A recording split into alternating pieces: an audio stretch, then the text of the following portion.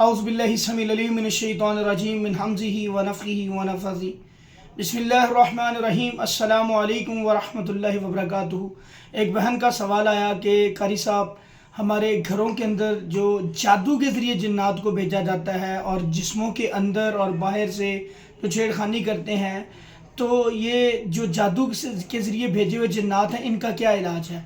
देखें, बिल्कुल सवाल बड़ा वैलिड है। एक तो वैसे ही किसी घर के अंदर शरारत के तौर पे भी जिन्नात आते हैं, छेड़खानी करते हैं, और इसी तरह बाज़ औक़ात जगहें असेबी होती हैं, वहाँ पे शयातीन का बसेरा होता है, जिसकी वजह से वो शयातीन, जब आपको घर ख़रीदते हो पहले वहाँ पे शयातीन रहते हैं, या वो ऐसी जगह हो जहाँ पे आप घर बनाते हो, शयातीन की अमाजगाह हो, शयातीन की रिहाइशगाह हो, तो वहाँ पे नया घर तामीर कर लिया जाता है और बग़ैर अज़कार किए, बग़ैर उस चीज़ को सिक्योर किए, उसकी तहसीन किए बग़ैर आप वहाँ पे रहना शुरू कर देते हो, तो फिर यही शयातीन आपको परेशान करना शुरू कर देते हैं। तो मेरे भाई, इसका भी इलाज मैं इंशाल्लाह आपके गोशगुजार करता हूँ। और बाज़ औक़ात जादू के ज़रिए जिन्नात को आपके घरों में भेजा जाता है, जो आपके साथ छेड़खानी भी करते हैं, परेशान भी करते हैं, और इसमें मुख्तलिफ़ काम किए जाते हैं। जैसे बाज़ औक़ात किसी के घर से चीज़ें भी चोरी होती हैं, ये बड़ा रेयर होता है, या चीज़ों को छेड़ के एक जगह से उठा के दूसरी जगह पर रख दिया जाता है, या और किसी के घर में खून के छींटे आते हैं, किसी के घर में आग लग जाती है, ये मुख्तलिफ़ तरीक़ों से लोगों को परेशान किया जाता है।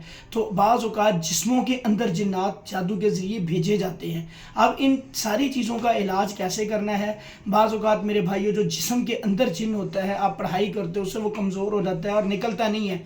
उसके लिए बेहतरीन तरीका तो ये होता है कि आप किसी भी अच्छे मुआलिज के साथ रब्ता करके अपना फ़ौरी इलाज करवाएं। यहाँ पे मुआलिज के अंदर एक बात, इस चीज़ को हमेशा याद रखना है, जो कुरान से इलाज करे, ऊंची आवाज़ में कुरान पढ़े, आपके ऊपर दम ऊंची आवाज़ में करे, वो बंदा बिल्कुल सही है, उससे इलाज करवाएं। जो मुंह में पढ़ाई करता है या तवीज़ात देता है, गंडे धागे देता है, तो ये सब गैर शरई तरीके हैं। इनसे बंदा ठीक नहीं होता, बल्कि मज़ीद बीमार होता है, और ऐसा बीमार हो जाता है कि इनके ऊपर बड़ी मेहनत करनी पड़ती है बाद में, और बेचारा बड़ा स्ट्रगल करता है ऐसे केसेस।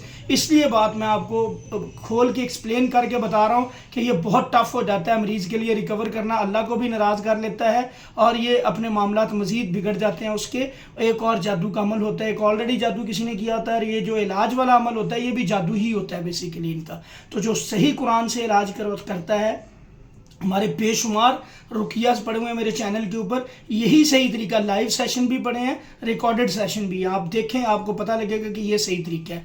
इंशाल्लाह यही सहाबा का तरीका था, यही नबी सल्लल्लाहु अलैहि वसल्लम का तरीका। आप कुरान पढ़ के इलाज करेंगे तो इंशाल्लाह फ़ौरी फ़ायदा मिलेगा आपको। तो बेहतरीन हाल इसका ये है कि जिसके जिस्म के अंदर शयातीन हैं, जिन्नात हैं, वो किसी ना किसी मुआलिज से अपना इलाज करवाए। और घर के अंदर जो शयातीन हैं, जैसे छेड़खानी करते हैं, आग लगाते हैं, चीज़ें गायब करते हैं, उसके लिए आप सबसे बेहतरीन काम ये है कि आपके घर के चारों कोनों में अज़ानें दें, और घर के दरमियान में बैठ के 7 दफ़ा सूरह बकरा की आखिरी 2 आयत ऊंची आवाज़ में पढ़ें, 7 दफ़ा ही आयतुल कुर्सी पढ़ें, और 7 दफ़ा आप उसके सूरह अहकाफ की आखिरी 7 आयत को ऊंची आवाज़ में उस घर में बैठ के तिलावत करें, और पानी पे दम करके उस पानी को सारे घर में छिड़कें, और कम से कम 7 या 11 दिन ये अमल करें। इंशाल्लाह इससे घर से शयातीन भागेंगे। दूसरा काम, घर से गैर शरई चीज़ें निकाल दें। कोई किसी किस्म की तस्वीर नहीं होनी चाहिए, टॉयज़ शक्लों वाले नहीं होने चाहिए, कुत्ता नहीं होना चाहिए, बेनमाजी भी नहीं होना चाहिए, ये भी याद रखें।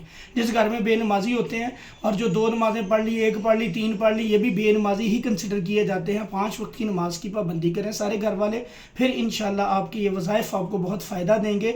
और ऐसे घर जहाँ आप ख़रीदते हैं, वहाँ पे ऑलरेडी शयातीन होते हैं, बाद में परेशान करते हैं। पहले आपको चाहिए कि जो घर आप ख़रीदते हैं, वहाँ पे सूरह बकरा चलाएं, ख़ुद बैठ के तिलावत करें उस घर में, और तिलावत करके उस घर को अंदर पानी का, दम वाले पानी को छिड़कें अच्छी तरह से, ताकि अगर कोई ऐसी चीज़ है तो वो वहाँ से भाग जाए। दूसरी चीज़, एक अहम चीज़ जो आपने करनी है, जब भी घर दाखिल हो, हर बंदा, मर्द औरत बाहर से आता है, घर दाखिल हो, ऊंची आवाज़ में अस्सलामु अलैकुम कह के घर दाखिल होने की दुआ पढ़े।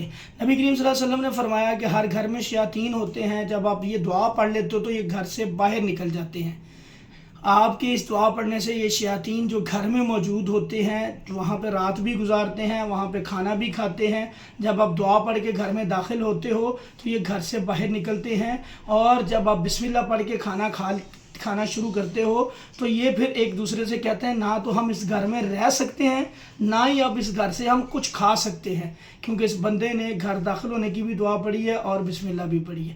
تو میرے بھائیو ان چیزوں کا اہتمام کریں، یہ چند جو گزارشات آپ کے سامنے رکھی ہیں ان کا انشاءاللہ اسی طرح آپ کام ان کے اوپر عمل کریں، آپ کو فوری فائدہ ملے گا اور یہ گھر اور اجسام پاک ہو جائیں گے ان چیزوں سے۔